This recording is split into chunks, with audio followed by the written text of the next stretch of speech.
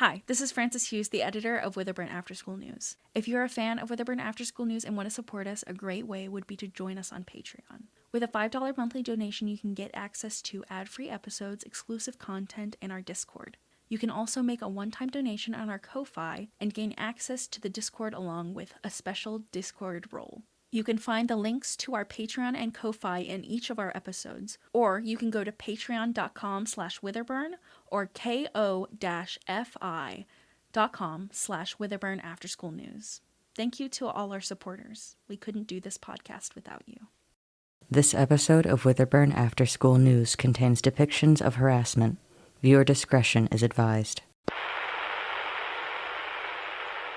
Good evening, WitherBurn. The whole community is preparing for a very special fall festival this year, so the town is bustling. I am also a bit busy getting ready for my special Halloween episode of After School News. We will get to the Halloween stuff soon enough, but we have a couple of other things on our agenda today as well, such as the graffiti found in Town Square, a new hip band starting up, and a very special live interview from Christopher Breckenridge. You heard that right, an interview. All that and more coming up on WitherBurn After School News.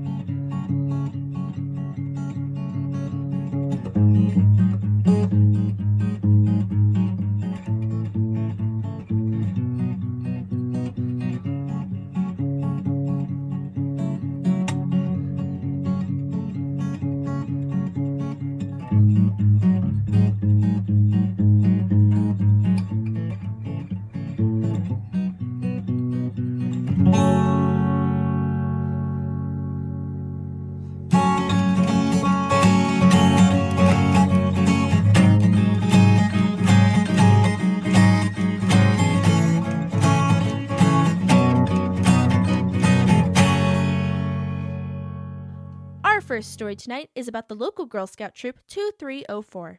They are working on making a community garden in WitherBurn Park. The leader of this project is Mackenzie Mishra, a cadet in middle school. This project is going to help her earn her silver award, which is just one step away from a gold award, which is a big deal in the Girl Scout world. Anyway, they hope to plant hardy vegetables like tomatoes and cucumbers and any food that isn't taken before final harvest, because remember, it's a community garden, so if you need a tomato, don't hesitate to run over there. Anyway, all food not taken before final harvest gets donated to the local food bank. Mackenzie has many plans for this project, but her main one is to give the people of WitherBurn easier access to vegetables. She says, "My main goal is that if people ever get a little hungry at the park, they head towards the community garden instead of the vending machines. They start their planting process right after Halloween, and they are encouraging community members to help. So don't forget to drop on by." Our next story... Hold on, listeners. Me and Chris are still working out the kinks of the interview. I know he seems like an unlikely candidate for my very first live interview, but he's the only person I know that can use Discord. He also says he has more information about Scarlett's homecoming party, so he was as good a candidate as any. But enough about him. He will have his time to talk later. Let's first move on to our next story. A new band is forming in WitherBurn. Frances Smith, Hazel McLumiere, and Georgie Downer are making a band called the Swamp Children, which they say is folk punk. After practicing in their garage for a few months, they decided to take the stage at an open mic night in Magnolia's Cafe. This debut received a decent amount of positive reception to the point where they now have a small cult following. Maisie is even letting them have a 16-plus show in the Bog Monster Bar next Saturday.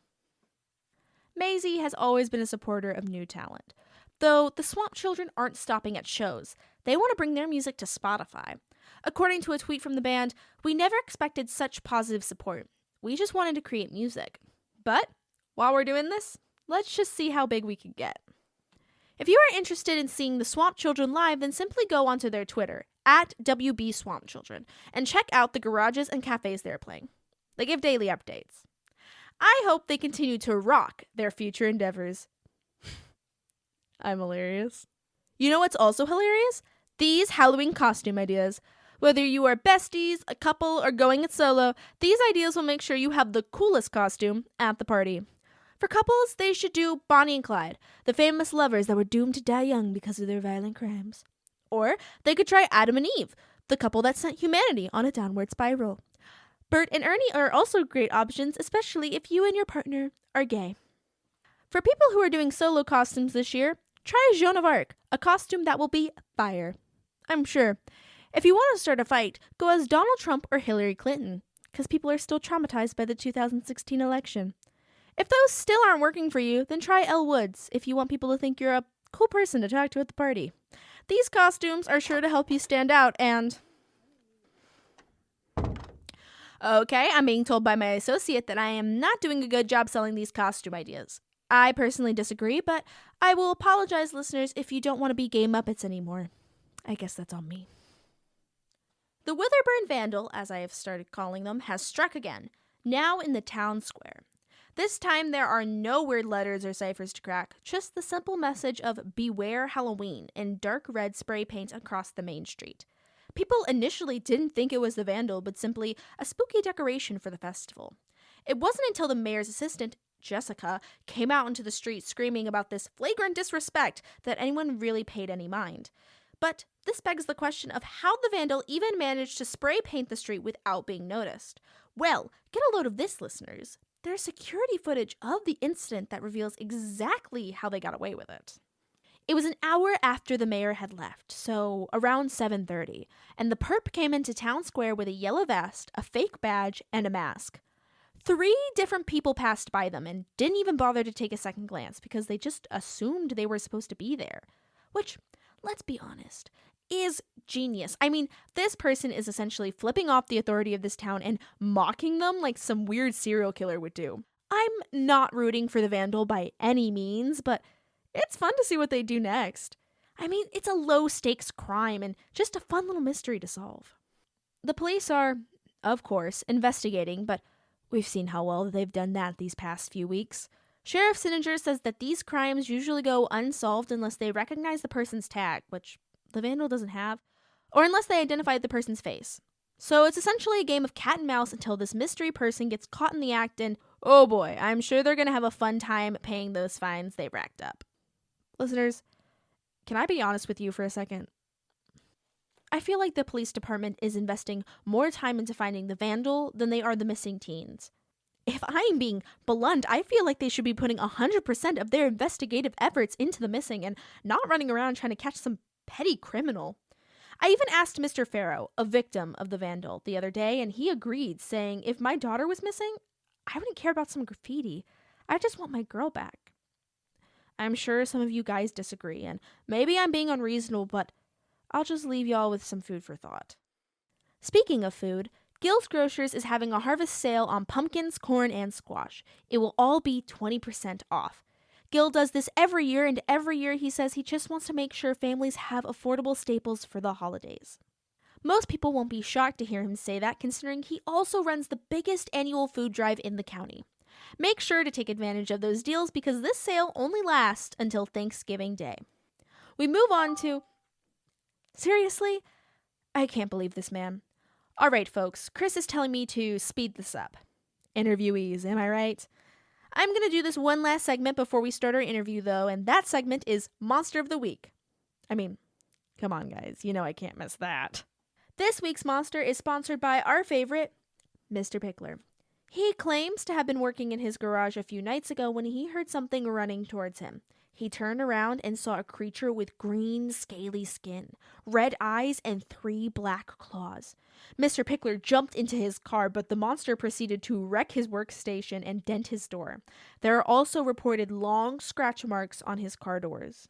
Now, let's assume Mr. Pickler is telling the truth. What monster could this man have encountered? Well, folks, it's none other than the Lizard Man from South Carolina. This creature was first sighted in 1988 and was said to be, well, a man that looked like a mutant lizard. The Lizard Man is said to live in the swamps and attack people. Besides that, there is no information on this creature. This lends credence to the idea that the Reptile Man is a hoax. In fact, the more you learn about the story, the more it sounds like it came straight out of a Scooby-Doo movie. See, the original sighting of the lizard man came from Christopher Davis. He claims to have been fixing his flat tire when the lizard man attacked him. In the end, the car was dented and torn, but it's suspected that Christopher was just trying to get insurance money. But the town latched onto this story and branded everything around this scary new creature, the lizard man. If you ask me, it seems like Mr. Pickler took a page from Christopher's playbook. He probably just wanted an insurance claim. Who am I to judge, though? Maybe Mr. Pickler did have a terrifying run-in with the lizard man. The world may never know. Now for the moment we have all been waiting for, the interview. Burp, burp, burp. Everyone welcome Dyce to After School News. This is a one-person radio show. Who's welcoming me? Don't think too hard about it, okay? Anyways, Dyce, has anything interesting been happening to you lately? Not really. My Twitch channel reached 400,000 subs. Been playing a lot of video games. And actually, this new game came out, and it's a mystery. And That's nice, Dyce. Real nice. But let's get on to our first question.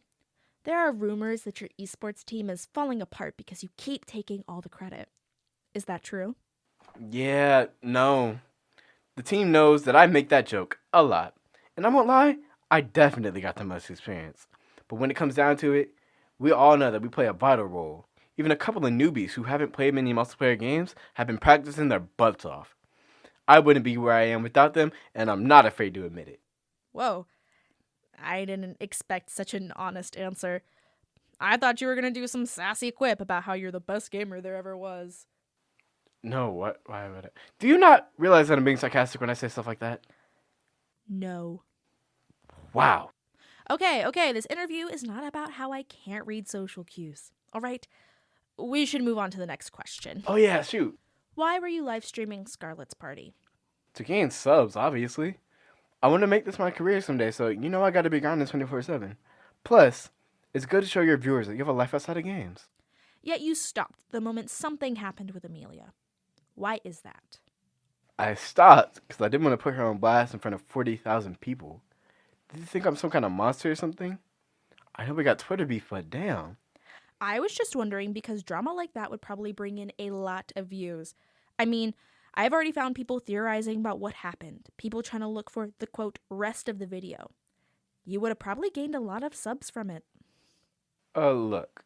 I know that you like to poke through other people's business, but I'm not about that. I care about people.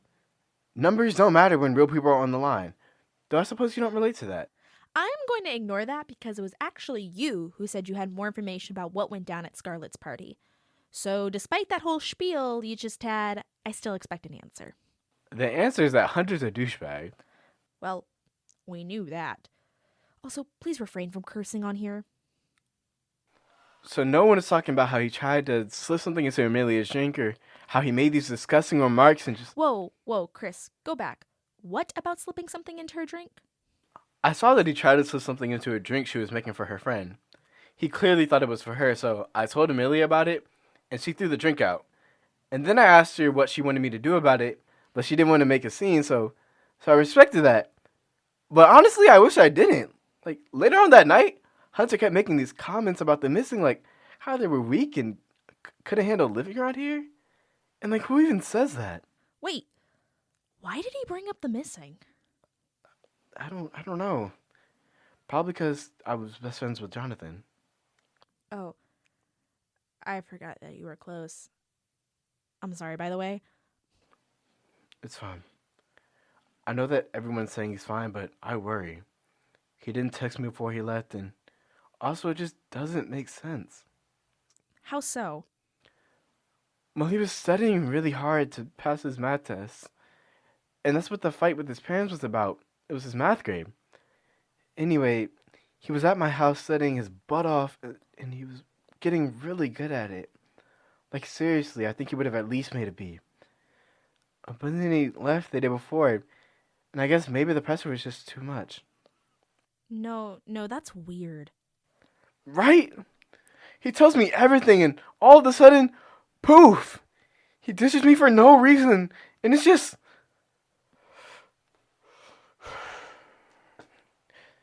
Sorry, I'm getting off topic.